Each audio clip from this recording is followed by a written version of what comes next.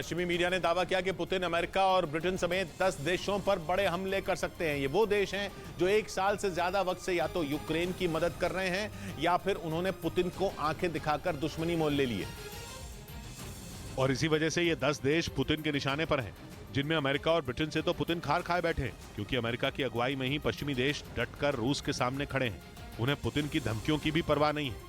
तभी तो अमेरिका और ब्रिटेन समेत यूरोप के देश यूक्रेन को हथियारों की कमी नहीं होने दे रहे। और इसी वजह से पश्चिमी मीडिया ये दावा कर रहा है कि अमेरिका और ब्रिटेन पुतिन की हिट लिस्ट में ऊपर हैं और इन दोनों देशों पर हमला करने के लिए पुतिन बुरी तरह तड़प रहे हैं, ताकि वो दुनिया को ये दिखा सकें कि इतने ताकतवर देश भी उनकी मार से बच नहीं सकते।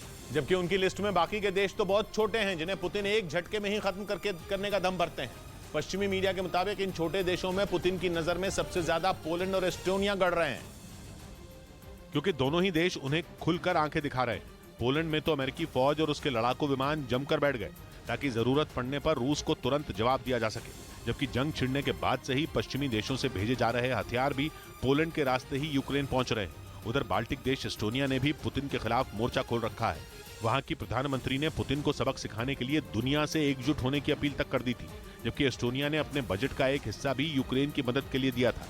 दावा है कि इसी वजह से पुतिन की लिस्ट में इन दोनों का भी नाम है, जबकि लातविया, लिथुआनिया और फिनलैंड जैसे देशों पर भी वो हमला कर सकते हैं।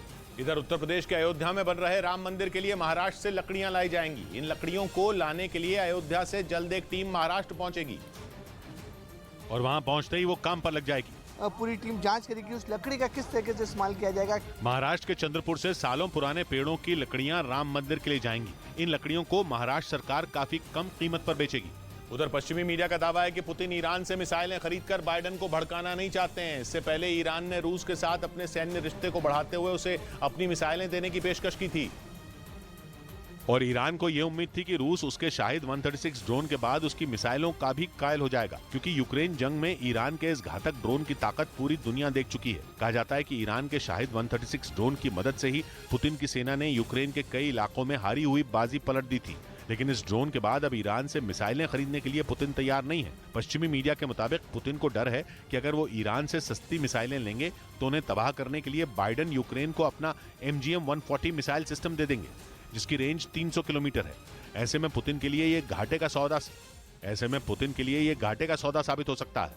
इस बीच यूक्रेन के विदेश मंत्रालय ने पूर्वी प्रांत डोनेट्स्क की तस्वीरें जारी की, जिसमें ड्रोन की तस्वीरों के जरिए युद्ध में बर्बाद हो चुके मरिनका शहर को दिखाया गया, जिसमें चारों तरफ बम और मिसाइल के हमले से हुई तबाही दिखी। डोनेट्स्क के मरिनका शहर में हर तरफ इमारतों का मलबा और जल चुके सामान की राख नजर आई। यहाँ एक भी इमारत सही सलामत नहीं बची। यूक्रेन का दावा है कि मरिनका शहर में करीब 10,000 लोग रहते थे, लेकिन अब ये शहर खंडहर बन गया। यहाँ कोई नहीं रहता। शहर के लोग अपना घर छोड़कर चले गए और जो नहीं गए वो मारे गए। यूक्रेन ने इस बर्बादी के लिए रूस को जिम्मेदार ठहराया।